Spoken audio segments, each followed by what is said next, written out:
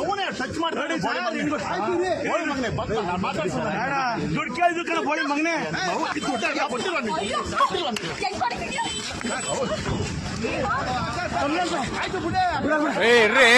ಹೊಡಿರಿ ಹೊಡಿರಿ ಹೊಡಿರಿ ಹೊಡಿರಿ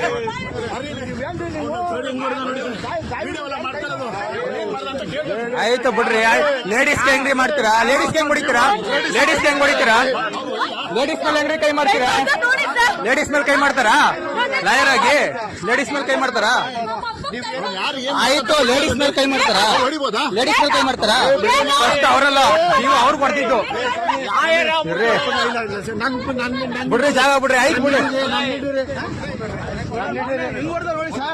ladies ಮೇಲೆ ಕೈ ಮಾಡ್ತಾವನೆ ಬಂದ್ಬಿಡಿ.